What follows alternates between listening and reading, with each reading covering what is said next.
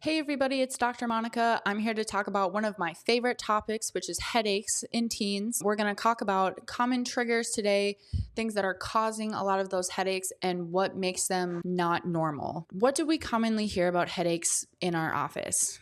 A lot of people have headaches, right? Even as adults, we tend to have a lot of headaches. Maybe with your teen, you've heard they'll grow out of it, or have they had any water or anything to drink today?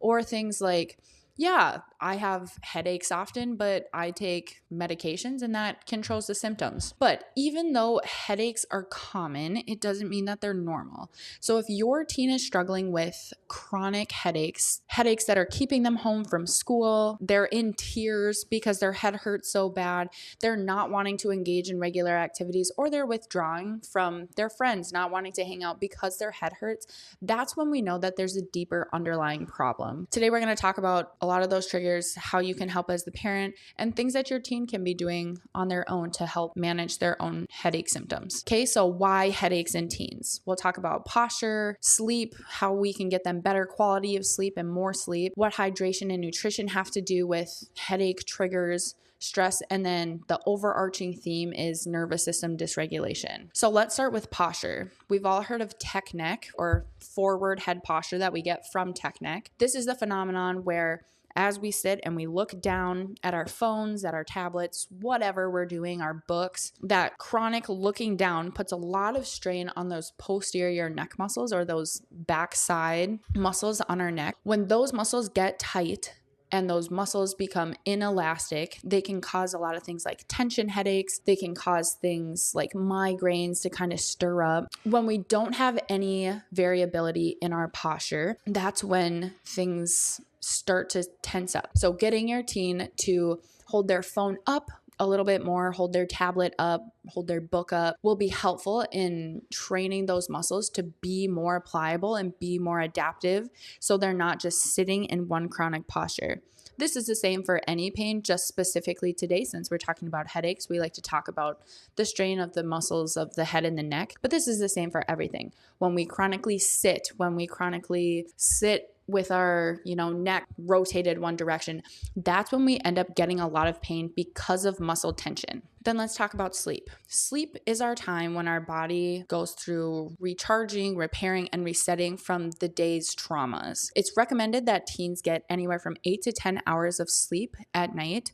But what happens when they're not getting that sleep? Or what happens if your teen is wanting to sleep 12, 15 hours in a weekend? Things like sleep hygiene. This is also a very trendy word right now. Sleep hygiene is essentially creating a consistent sleep schedule. Going to bed at the same time every night, creating a peaceful environment for yourself, waking up at the same time every day, all helps to balance our circadian rhythm. When teens don't get that longer period of sleep, they aren't getting that time to recharge and reset. They're not getting any of that recovery time, and that can be a very common trigger for headaches. You've heard things like, oh my gosh, my teen won't get out of bed for hours and hours. That's probably because they need the extra rest. With the chaotic schedules that everybody has today between academic things and sports schedules, it's hard to get them on a consistent basis. But things you can do as a parent are, again, promoting that sleep hygiene, getting them to bed at the same time, getting them up at the same time, and just keeping that sleep schedule consistent. So how about hydration and nutrition? Again, with the inconsistent schedules, it's hard if your kid is running around all day, you're running around all day, and you don't have time to sit down, have them drink water, have them eat a meal. So things like blood sugar crashes can be another common trigger for headaches. When we don't have that consistent hydration, the brain gets dehydrated, so it kind of pulls away from the skull and can cause a lot of that pain or that headache. When we have blood sugar crashes, the same sort of thing happens. Our brain is a big glucose eater, or a big sugar eater. It consumes a lot of our energy in a day. So when we don't have adequate sugars to nourish that, it sends pain signals, or this cry for help that's saying, feed me and water me. So how about the caffeine and the sugar beverages? Energy drinks have gone crazy in the last couple of years. For teens, it's recommended that they consume under 100 milligrams of caffeine. That's different than the adult caffeine intake, which is around 400. That's also different for pregnant, lactating women. We'll focus on the teen dose today. Under 100 milligrams of caffeine, and they should be consuming less than 25 grams of sugar. Sugar is a very hard thing to control, but it cycles back into that blood sugar crash. When we eat a ton of sugar and then we go without any sort of food, our brain has a hard time managing those levels. Your teen really shouldn't be relying on caffeine to stay awake during the day. If it happens to be in the pop or the coffee drinks that they're having, the energy drinks that they're having, just making sure that you monitor those levels so they're not rising above that 100 milligrams is going to be helpful for preventing future triggers for the headaches. If your teen is consuming more than that now, there is a cycling down protocol that you should be doing.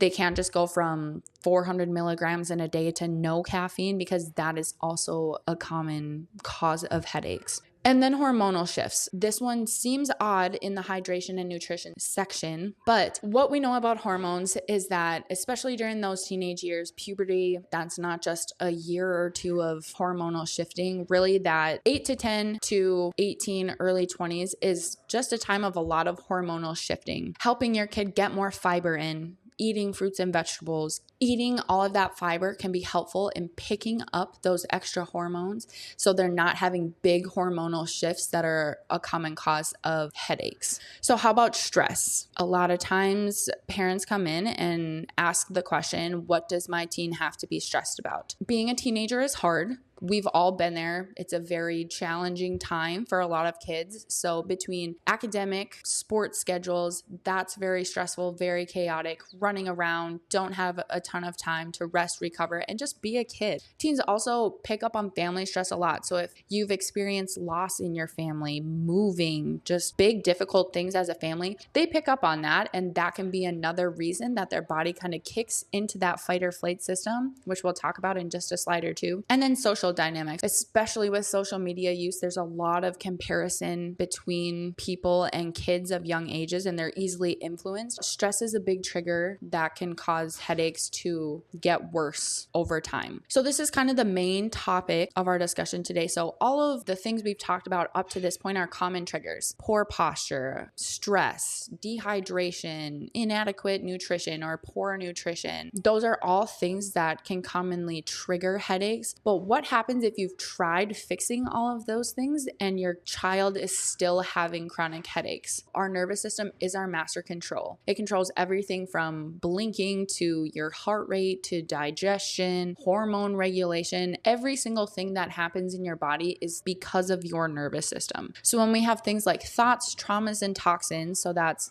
thoughts that we're thinking about ourselves, thoughts that we hear from other people about ourselves, physical traumas, emotional traumas, physical toxins, right? The things that we're putting on our face, in our hair, in our clothes, and the chemical toxins, like the things we eat, all cause traffic jams, or what we like to call subluxation, between that highway of our brain and our nerves. There should be a smooth and efficient flow, or smooth flow of traffic from our brain signaling through our nerves down through the rest of our body to control everything.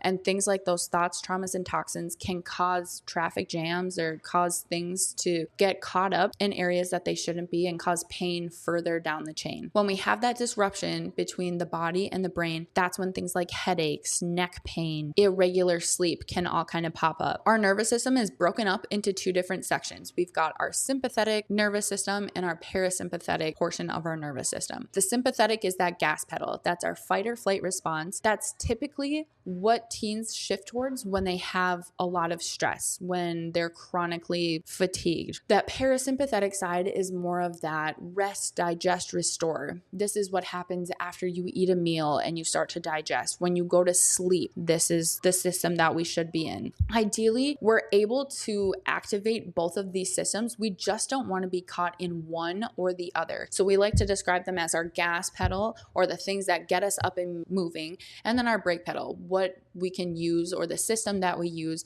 when we need to slow down, take a break, rest, digest, restore. So signs of people being stuck in fight or flight is that irritability or anxiety, irregular sleep patterns, digestive issues. This is constipation. This is incontinence or difficulty with any parts of digestion, poor concentration or focus. They're frequently sick. They don't feel good. All of these things, similar to the list of the common triggers that we have, they have a lot of overlap. So oftentimes when teens are caught up in this fight or flight response, these are the things that our body does to show that there is imbalance within our nervous system. This is why addressing the common triggers, like changing our posture, getting more sleep, eating better food, drinking more water, those are all really good lifestyle changes. But when we have underlying nervous system dysregulation or infrequent or inefficient signaling within our nervous system, we have things like chronic headaches. So we've talked about a lot of common triggers, things that are the bigger underlying key picture. So what does all of this mean? What can we do to help? So taking the next steps is getting adjusted regularly. In order for us to make neurologic change or change within our nervous system, we have to be seen multiple times. Our body craves this idea of new patterns and new holding patterns, which if your teen has been sitting and having headaches for a long time, typically, it's not just a one-time adjustment fix. So starting small, getting adjusted more frequently, being consistent with those lifestyle changes, not having your kid get on a super strict bedtime schedule and changing their water intake and taking their phones away so they have better posture. Just starting by getting adjusted is going to be so helpful for your teen and helping manage their headaches. And then doing other things. In the summertime, it's easy for us to kind of get caught up in the busyness of a summer schedule. As school kind of starts up again, I'm recording this in the summer, but as school kind of starts up again, we get more common triggers like that stress, like that irregular schedule that can lead to more things down the line. But just being consistent and believing your teen when they say that they need some help, they're having these headaches, they're debilitating. Taking the next step, believing your teen when they say that they have these chronic headaches, knowing that there is a solution and knowing that just because you've tried all of the other lifestyle things and they aren't working doesn't mean that your child has to live with headaches forever. It's so much better to get this addressed as they're a kid, as they're a teen,